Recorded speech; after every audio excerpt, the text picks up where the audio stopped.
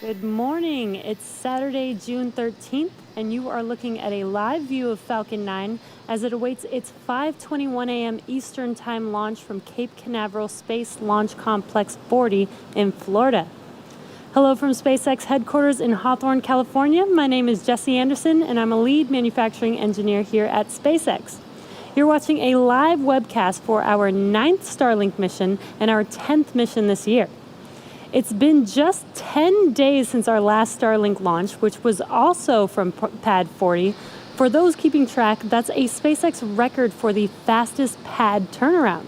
From launch to launch, we're looking at a remarkable 9 days, 7 hours, and 56 minutes. To date, we've launched over 480 Starlink satellites to orbit. And as a reminder, Starlink is a constellation of satellites that can provide high-speed, low-latency internet all over the globe, particularly in remote or rural areas where connectivity is limited or completely unavailable. And we have another notable first to mention. Today's mission marks our first SmallSat Rideshare mission on a Starlink launch. Our customer, Planet, who is the operator of the largest constellation of Earth observation satellites, is sending up 3 high-resolution satellites on this mission. These 3 SkySats will be joining 15 already in orbit, and 3 more will be deploying on a separate Starlink mission later this summer, which will complete their fleet of 21 SkySats. What's really quite remarkable is the contract for the rideshare was signed just 6 months ago. As part of our new rideshare program, we're offering sun-synchronous orbit missions approximately 3 times a year and have a frequent launch opportunities to mid-inclination. For details or to reserve your spot, head over to our website, spacex.com/rideshare. In order to make room for Planet's 3 SkySats, instead of launching 60 Starlink satellites, as we've traditionally done in the past, today we'll be sending 58 into low Earth orbit. Planet's SkySats will deploy in 3 sequential maneuvers beginning at about 12 minutes after liftoff, and the Starlink satellites will deploy approximately 14 minutes later, or 26 minutes after liftoff. Now, we won't see the Starlink satellites deploy today since we will not have ground station coverage at that time. However, we will keep the webcast going until we reconnect with the satellites at about T+39 minutes to get confirmation of a successful deployment. So we're at T-8 minutes and 10 seconds and counting, and all systems are go for an on-time liftoff this morning. If for any reason there is a hold on the countdown today, we do have a backup launch window opportunity tomorrow at 4:59 a.m. Eastern.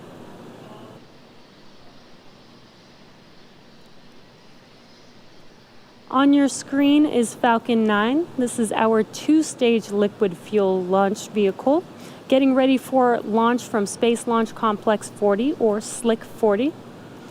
Falcon 9 stands 70 meters tall, which is greater than the wingspan of a 747 aircraft. Today's flight will be the 3rd flight for this booster. It previously supported our most recent cargo Dragon missions, CRS-19 and CRS-20. The bottom 2/3 of the vehicle is the first stage, and if you look closely, you can see the soot markings still on the vehicle from its previous 2 flights. The first stage has 9 Merlin engines that do the bulk of the work to get Falcon 9 off the ground and up into the thinner parts of the Earth's atmosphere before separating from second stage and making its way back down to Earth for landing. Today, we will be attempting to recover this first stage for the 3rd time on our drone ship, Of Course I Still Love You, which you can see there on your screen, is out in the middle of the Atlantic Ocean, about 350 nautical miles northeast of our Cape Canaveral, Florida launch site. On top of the first stage is the interstage, which is that black segment of the vehicle. And the reason it's black compared to the rest of the vehicle is because it is unpainted TPS, or thermal protective system, which protects the composite material that the interstage is made of. The interstage is what connects the stage 1 to stage 2, and as well protects the second stage's single Merlin vacuum engine during launch. That Merlin vacuum or MVAC engine ignites after the first stage separates, propelling the second stage along with the SkySats and Starlink satellites into an elliptical orbit above the Earth's surface. From there, the SkySat Rideshare satellites will separate, and about 14 minutes later, the 58 SpaceX Starlink satellites will deploy. Falcon 9 has been loading propellant since T-minus 35 minutes. And as a reminder, Falcon 9 uses rocket-grade kerosene, or RP1, as our fuel, and super chilled liquid oxygen, or LOX, as our oxidizer. Currently, RP1 and LOX are nearly fully loaded on both stages, and LOX will continue to be topped off right until the last minute of the countdown. The stack of 58 Starlink satellites and 3 SkySats are safely enclosed inside of that 17-foot diameter payload fairing that you can see on your screen, which is that structure at the very top of the rocket. This protects the satellites from aerothermal heating, aerodynamic loads, and contamination during ascent. Once we reach the vacuum of space, we no longer need them, and we will jettison the fairing halves while the second stage continues to orbit. The fairing halves we are using today flew on previous but separate missions. One half flew on JCSat 18 in December of 2019, and the other half flew on our first Starlink launch in January earlier this year. Now, we will be attempting to recover the fairing halves today using our recovery ships Mystery and Mischief. There you can see them on your screen. At approximately T plus 40 minutes, the team will perform a poll to confirm if we're all good to make a safe catch attempt.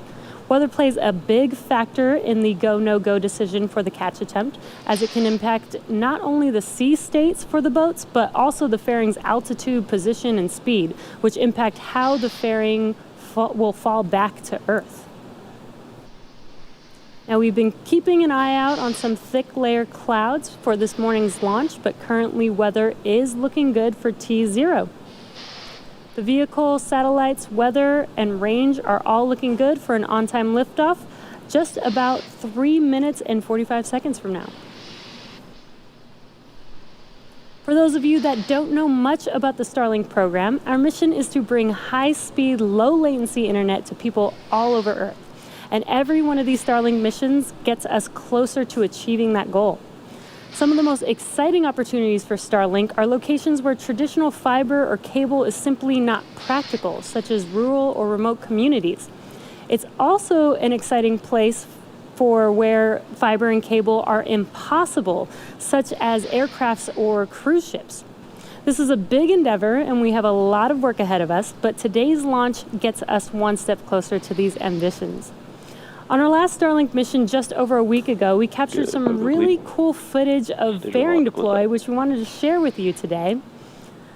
And there you can see on your screen the fairing deploy. You can see the second stage clearly with the Starlink satellites making their way to their targeted orbit. One of my favorite videos that I've seen so far. If you're interested in getting future news about Starlink, about our Starlink service, head over to starlink.com and sign up for updates. We're currently at T-minus 2.5 minutes from liftoff, and Falcon 9 is now moving into the final stages of the countdown. The first and second stages are both nearly fully loaded with 1 million pounds of kerosene fuel and liquid oxygen. Super chilled liquid oxygen, which, as I mentioned earlier, is our propellant oxidizer.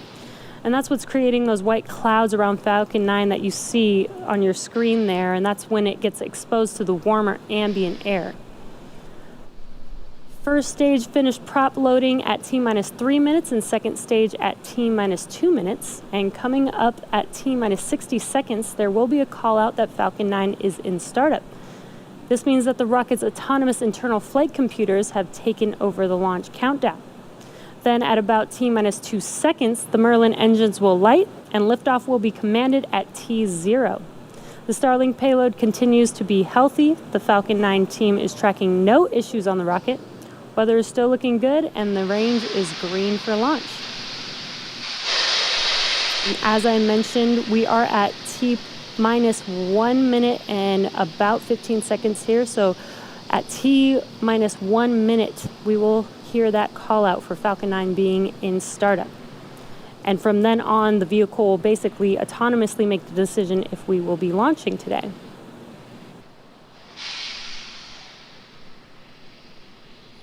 Falcon 9's in startup. And there's that confirmation that Falcon 9 is in startup. Next up at T-minus 45 seconds, we should hear the call out for a go for launch. LD is go for launch. And there's that call out for go for launch. So as we're approaching T0, it is T-minus 35 seconds. Let's watch and listen into the nets and watch this liftoff of T-minus 30 seconds. Of our Starlink payload with our planet's SkySats.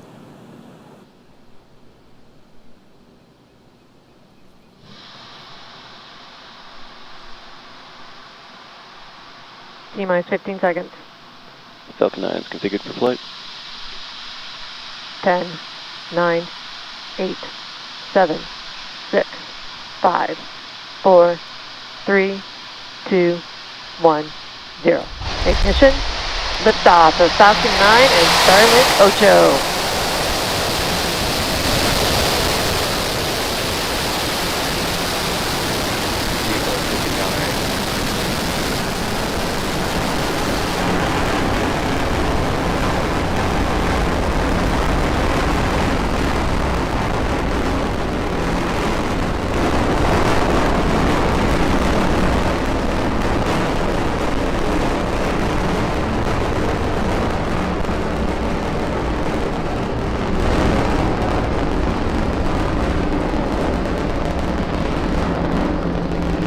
T plus 40 seconds into flight, and Falcon 9 has just had a successful liftoff. Telemetry are nominal. A successful liftoff from pad 40 for its first Starlink rideshare, carrying 3 Planet SkySats and our SpaceX Starlink satellites. Next coming up will be Max Q. Mach 1. And that is the maximum aerodynamic pressure that the vehicle sees, the largest structural load that the vehicle sees throughout ascent.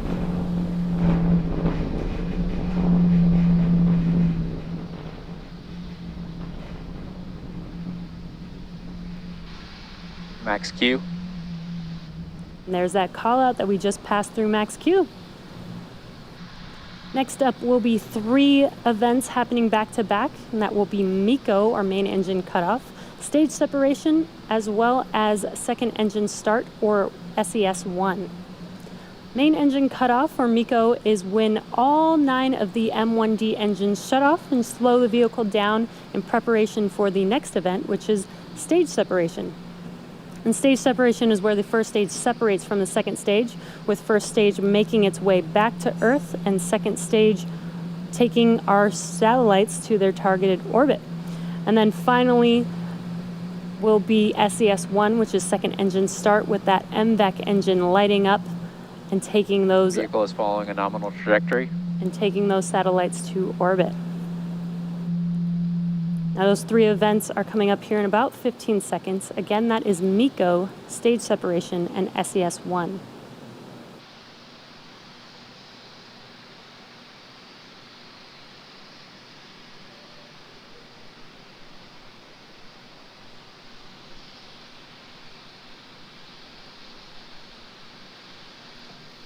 MECO. Stage separation confirmed.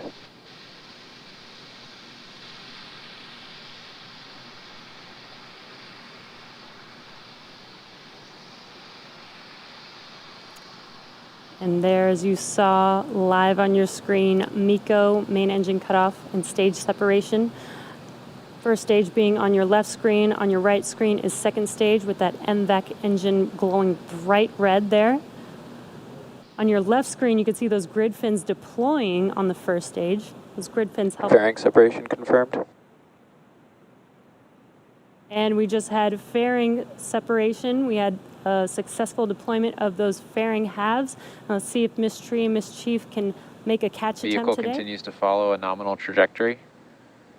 And as I was mentioning, the grid fins have deployed. That helps guide that first stage back to its landing zone.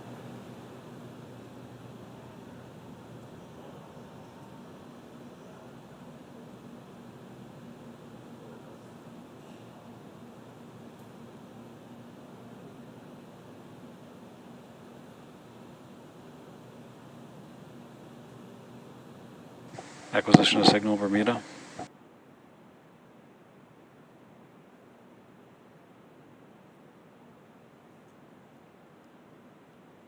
Stage 2 is still looking good. We're getting a nice bright view of first stage on your left screen. And coming up next for first stage as it makes its way back to Earth, it will perform a couple of burns, the first of which will be the entry burn. And that entry burn is where 3 of the 9 Merlin 1D engines light up and slow the stage down as it re-enters back into the upper part of the Earth's atmosphere.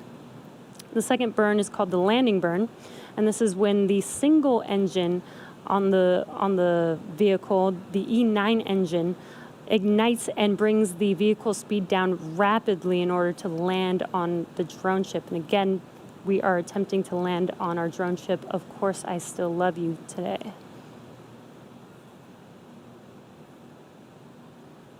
We're getting a nice bright view. I believe that is the sun hitting that first stage on your left screen there. So really, really cool view of that.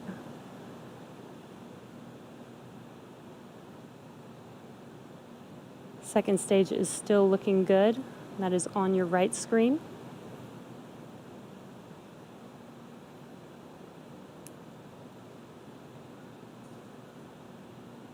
And at T plus 5.5 minutes, we're just about 1 minute and 15 seconds or so away from that entry burn beginning on that first stage.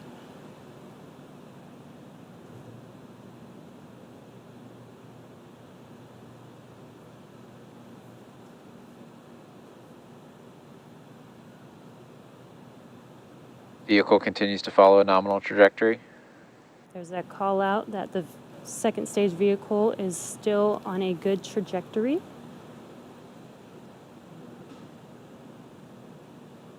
And again, that first stage is making its way back to our drone ship, Of Course I Still Love You, with the entry burn coming up here in about 30 seconds or so.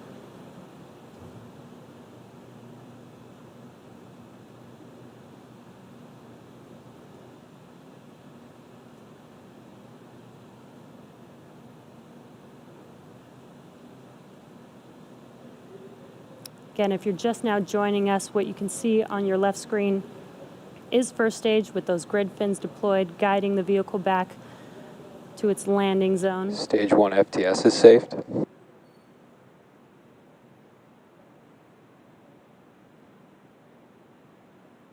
Stage 1 entry burn has started. And there you can see that the entry burn has begun. It's lighting up that screen pretty bright there. Now, the entry burn will last about 20 seconds long.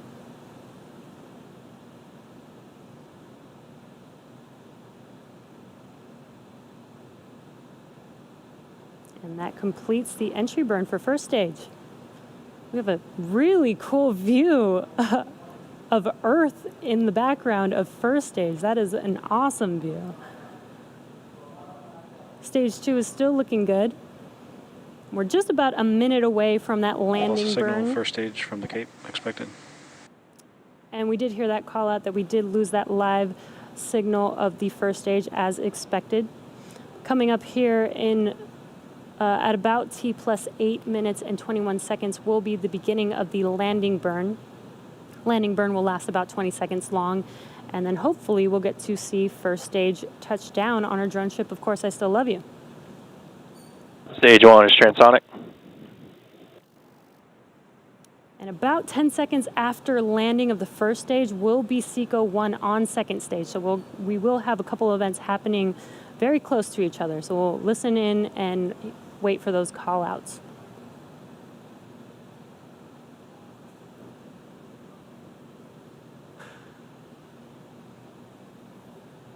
Stage 2 has entered terminal guidance. Stage 1 landing burn has started.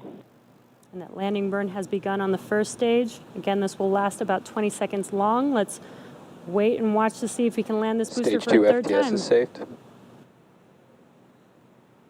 Stage 1 landing legs have deployed.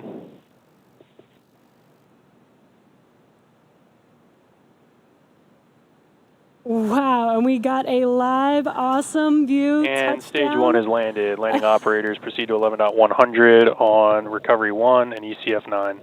And there, you heard that call out, and you can see on your left screen that stage 1 has landed on, of course, I Still Love You.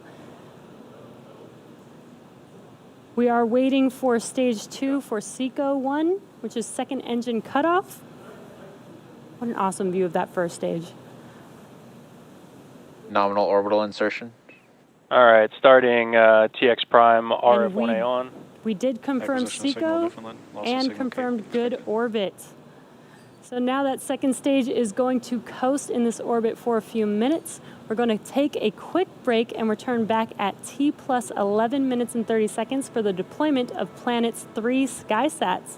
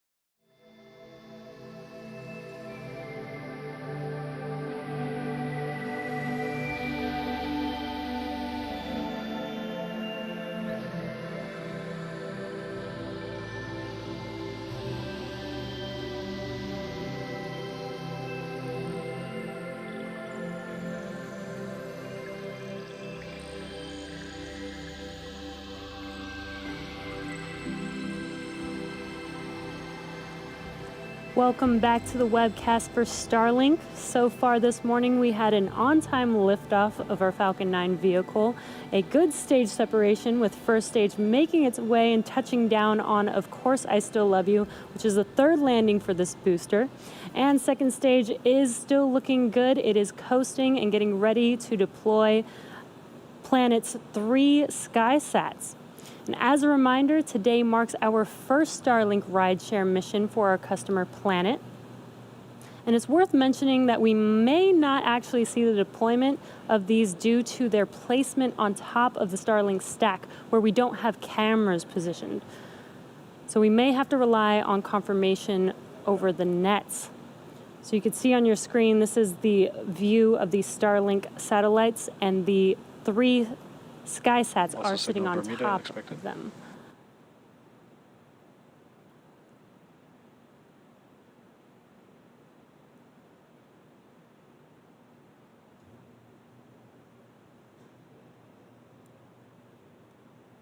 Should be hearing a call out for the first SkySat shortly. SkySat 1 separation confirmed. And there's that confirmation that that first SkySat has deployed. Now these 3 SkySats. Oh, and it looks like we can actually see there's that first SkySat satellite. Pretty awesome view. We should hear a call out for the second one here shortly. They're deploying in about 30-second increments here. SkySat 2 separation confirmed. And there's the confirmation for the second SkySat. And since we saw the first one, I think we should be able to see that second one shortly here as well. And there you can see it. Very cool views today. Now we just are waiting for that third and final SkySat here shortly. SkySat 3 separation confirmed. And there's confirmation of separation of that final SkySat.